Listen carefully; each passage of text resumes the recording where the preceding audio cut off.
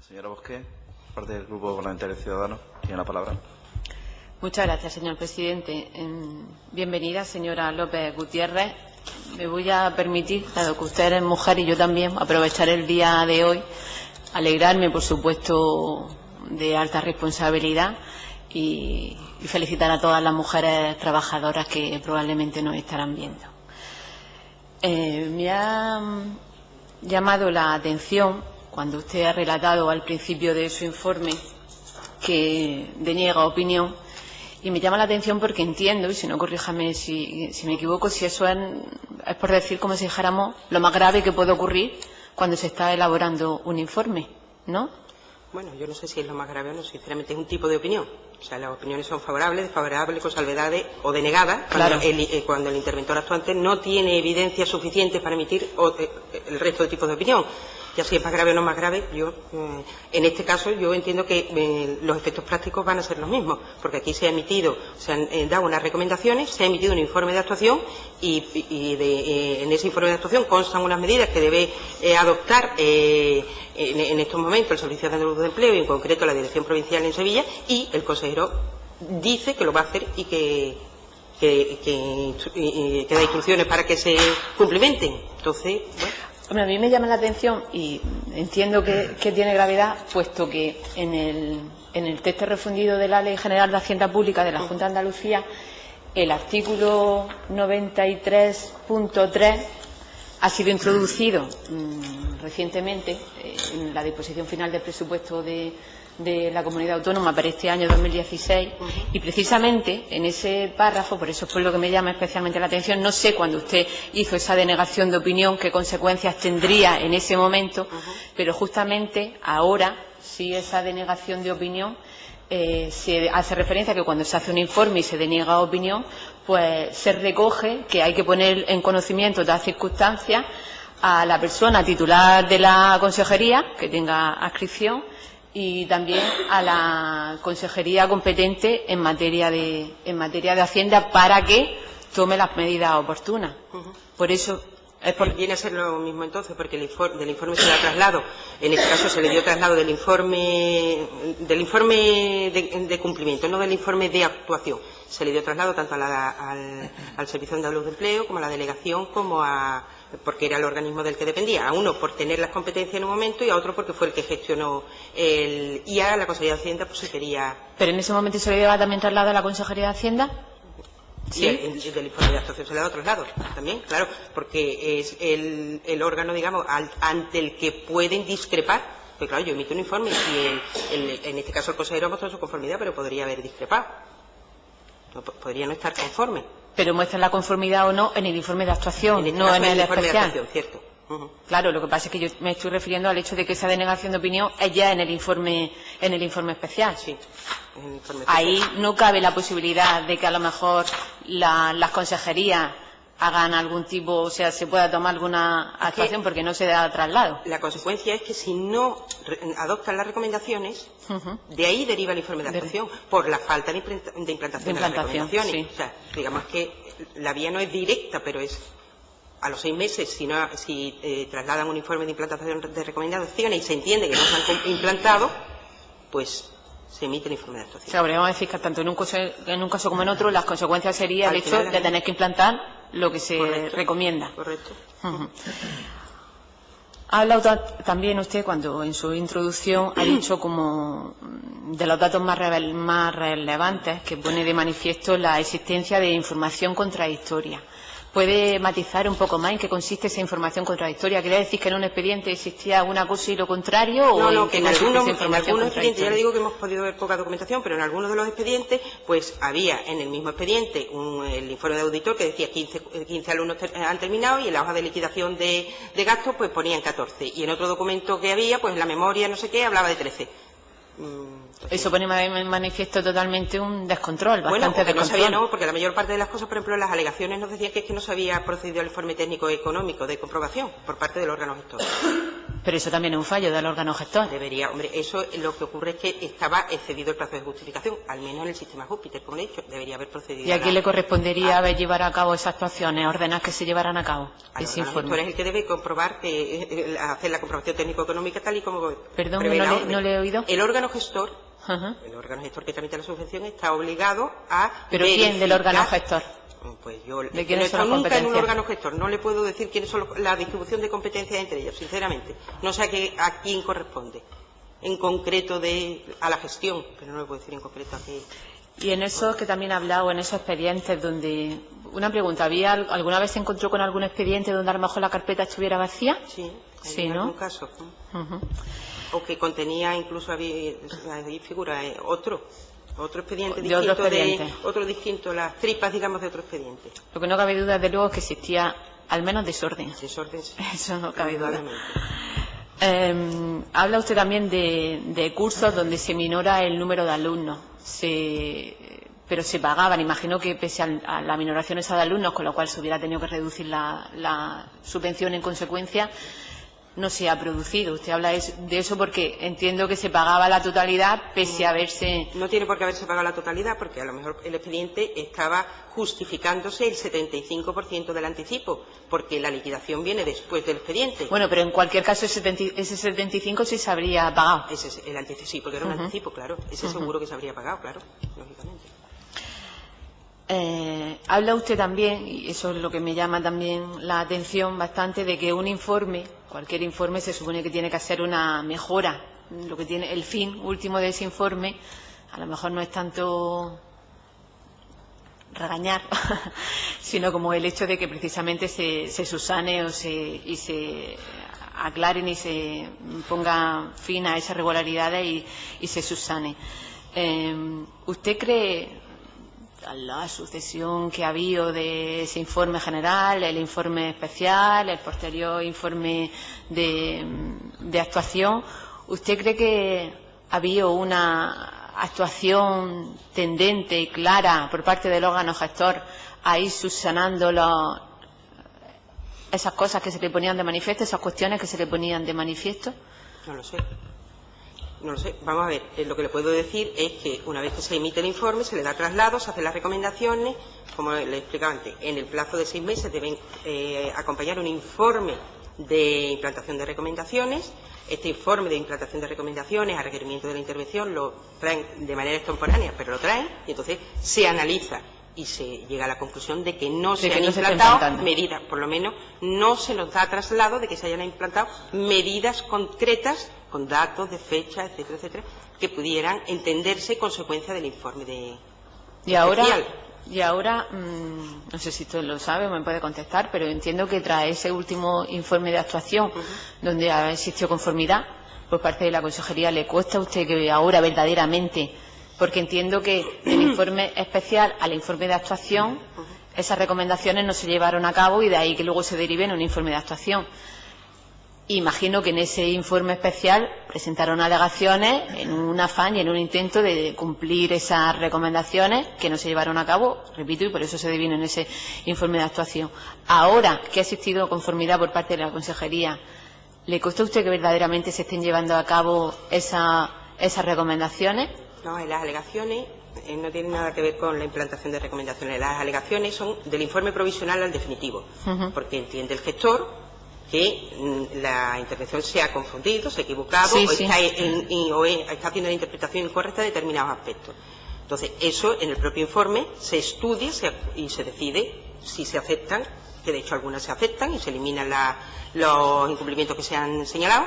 Entiendo que esas alegaciones que hace el órgano gestor es porque, o una de dos, o ellos entienden que lo están subsanando o entienden que a lo mejor los defectos que ustedes... Las alegaciones no son para la recomendación. No me entiende. Lo que yo me refiero es que cuando ellos cuando hacen alegaciones, entiendo que es que piensan que lo que ustedes le están poniendo de manifiesto no es correcto, o que tienen, por así decirlo, una excusa para llevar a cabo esa irregularidad o ese incumplimiento, ¿no? Cierto. El órgano gestor alega aquello que entiende que la intervención no está interpretando adecuadamente.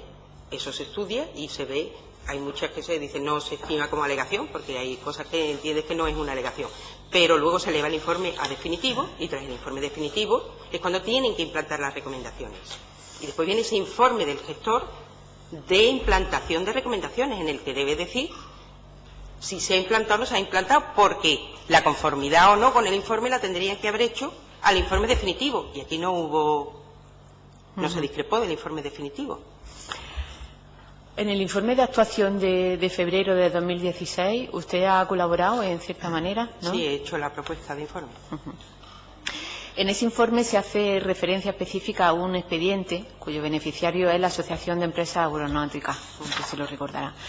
En él se ha detectado un posible supuesto de contratación y se señala que consta que la solicitud del beneficiario para tal subcontratación, pero también consta que no está autorizada dicha subcontratación por parte del órgano gestor. ¿Qué quiere decir esto? ¿Nos lo puede ampliar? ¿En qué situación está también concretamente este expediente? Lo puede decir que en este expediente detectamos que había una solicitud del beneficiario de la subvención para realizar una subcontratación de la actividad formativa. Y consta en el mismo expediente una denegación de la autorización. Y consta documentación de que el informe de auditor, en el sentido de que se ha realizado la actividad.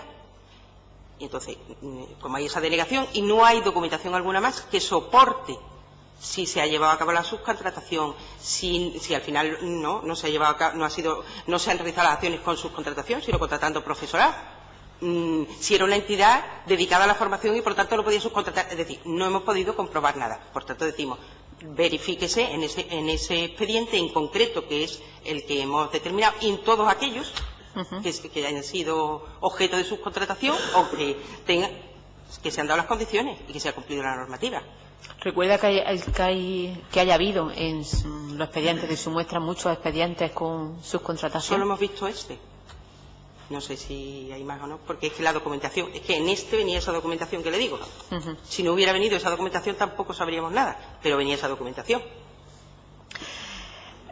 Otra cuestión, señala también que en su informe señala que las resoluciones de concesión derivadas de cofinanciación, la ayuda del Fondo Social Europeo y los programas operativos progresregional, pues los proyectos de inversión no están asociados a ninguna medida comunitaria, ni el servicio al que se imputan los gastos es el correspondiente al Fondo Social Europeo, ni consta que el órgano gestor haya realizado comprobación alguna del cumplimiento de las obligaciones establecidas con relación a esta cuestión en la propia resolución de concesión. Le estoy leyendo tal cual consta en su informe.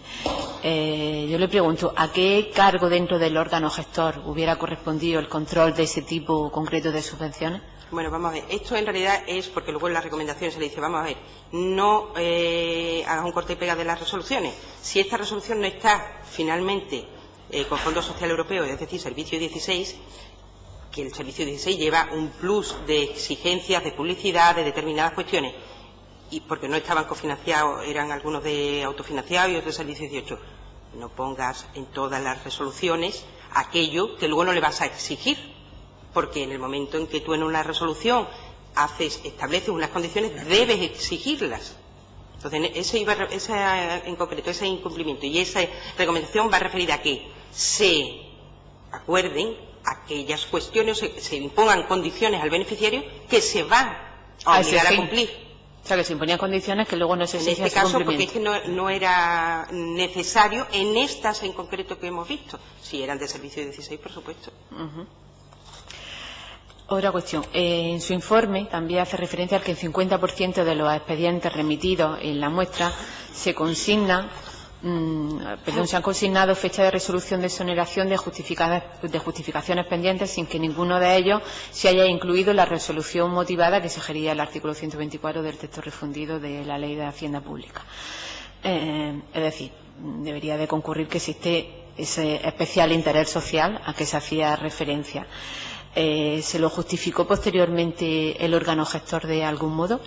Lo que ponemos de manifiesto es que esos expedientes, que eran un 50%, no existía, no constaba en los expedientes, no que no existiera, no constaba la resolución de exoneración, simplemente.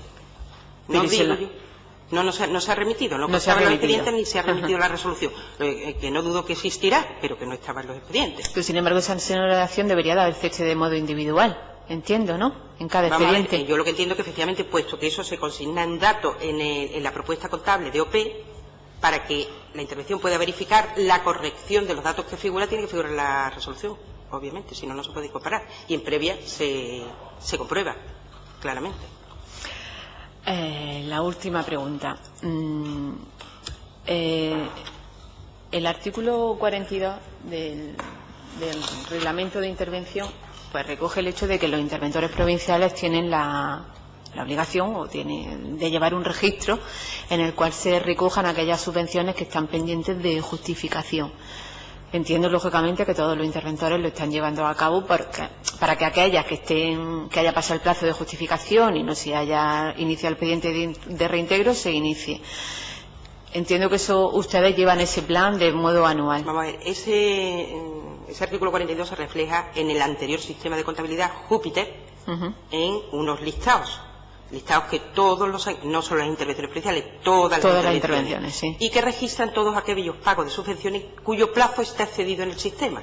Es decir, una vez que tú tienes el plazo de justificación el día 3 de febrero del año X, a partir del día siguiente salta como pendiente de justificar. Entonces, una vez al año, por, digamos, las normas de intervención, al menos, hay luego intervenciones que hacen más, se da traslado, se solicita al sistema Júpiter, se solicitaba, porque ya el sistema contable que tenemos es otro, se solicitaba al sistema Júpiter ese listado de pagos pendientes de justificación y se le hacía llegar a todos los gestores.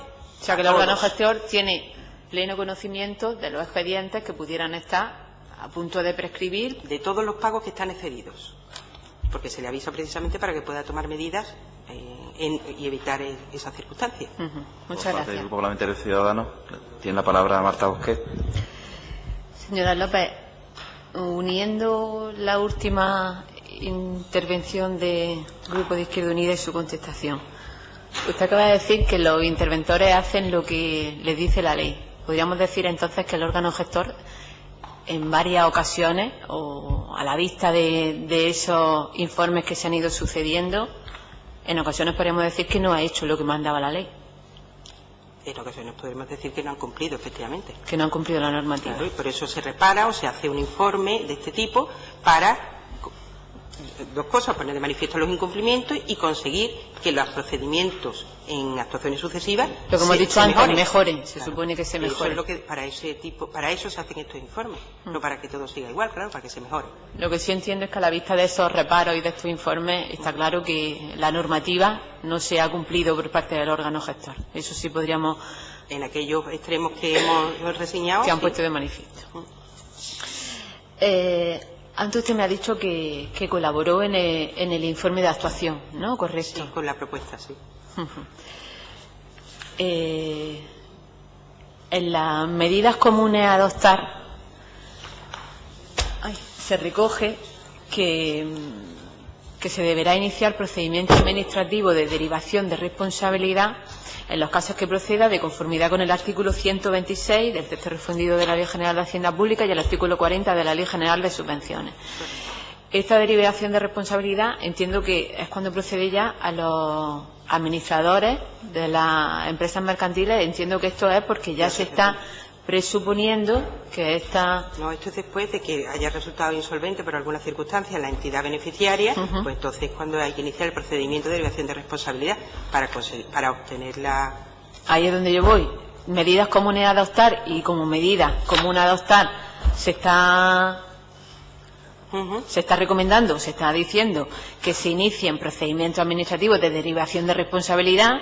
Entiendo que si se está acordando como una medida a adoptar es porque existe en algunos casos la posibilidad de que esas empresas, esas beneficiarias, hayan incurrido en una insolvencia y por tanto haya que derivar responsabilidad a los administradores de las mismas. En los casos Si que no, proceda. entiendo yo que en caso contrario no se hubiera recogido esa medida a Deberá adoptar. iniciarse procedimiento administrativo de derivación de responsabilidad en los casos que proceda. En los es casos, decir, ya se bueno, está no estoy diciendo que previendo- haya Claro, procedido en claro. todas. Yo No, estoy pero diciendo me refiero- que cabe la posibilidad, porque así se corresponde con esa medida a adoptar, de que alguna de esas empresas beneficiarias haya podido ya incurrir en una insolvencia. Con lo Podría cual, ante una insolvencia difícilmente se va a poder a lo mejor conseguir con éxito ese expediente de reintegro y que se recobren los fondos. ¿Es correcto? Por eso se insta ya o se advierte que en esos casos se inicie el procedimiento de derivación de responsabilidad para que se hagan todas las actuaciones posibles a fin de recuperar el dinero público. Claro. Si esos responsables